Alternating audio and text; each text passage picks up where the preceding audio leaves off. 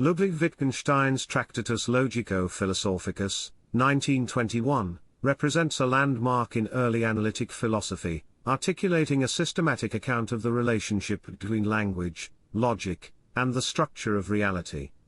Written during his service in World War I, the work is composed of 7 main propositions and their subordinate remarks, each aiming to demarcate the scope and limits of meaningful discourse. The Tractatus advances a conception of philosophy as the logical clarification of thought, setting boundaries for what can sensibly be said and, by implication, identifying what must be passed over in silence. Philosophical foundations. The Tractatus is grounded in several philosophical traditions. From logical atomism, inherited from Russell and Moore, it derives the idea that reality is composed of atomic facts, and that meaningful propositions correspond to these facts. Phrygian logic informs Wittgenstein's emphasis on the representational power of formal language and the compositional structure of meaning. Influences from Schopenhauer manifest in the text's ethical and mystical overtones, especially in the final sections. Finally, Wittgenstein's early thought anticipates key themes in logical positivism, notably the centrality of logic and the verifiability of meaningful propositions. Core doctrines. The world as the totality of facts. Wittgenstein asserts that the world comprises facts, existent states of affairs, rather than mere objects. Objects serve as the constituents of facts, which are the fundamental units of reality. This ontological view underpins the structure of language and thought. The picture theory of language. Central to the Tractatus is the picture theory, which posits that propositions function as logical images of facts. A proposition shares a logical form with the state of affairs it represents, enabling it to depict possible situations in the world. Meaning is determined by the conditions under which a proposition is true. Logical atomism, and atomic propositions. The text maintains that all meaningful propositions can be analyzed into atomic propositions, which correspond to atomic facts. This atomistic structure grounds the logical clarity and precision that Wittgenstein attributes to philosophical analysis. The limits of language. Wittgenstein famously concludes that the meaningful use of language is confined to the expression of logically structured facts. Ethical, aesthetic, and metaphysical claims fall outside the scope of meaningful propositions and thus cannot be coherently articulated within the bounds of language.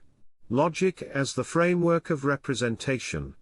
Logic, for Wittgenstein, is not a body of content but the formal condition that undergirds thought and language.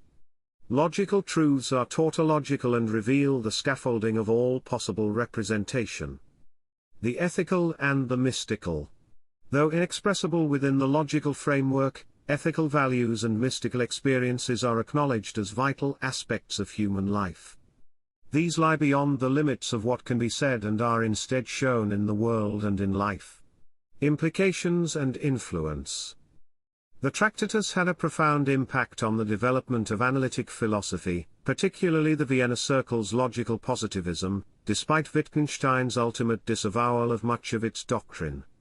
Its legacy is also evident in later discussions on the nature of logic, semantics, and the philosophy of language. Critiques and later developments.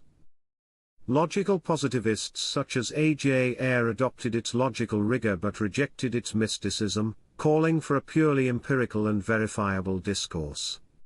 Wittgenstein himself, in Philosophical Investigations, criticized the Tractatus' assumption that language must map reality via strict logical form, replacing it with a more flexible view based on language use. Post-structuralists, notably Derrida, challenged the idea of fixed meanings and stable structures, proposing instead that meaning is contingent, deferred, and relational.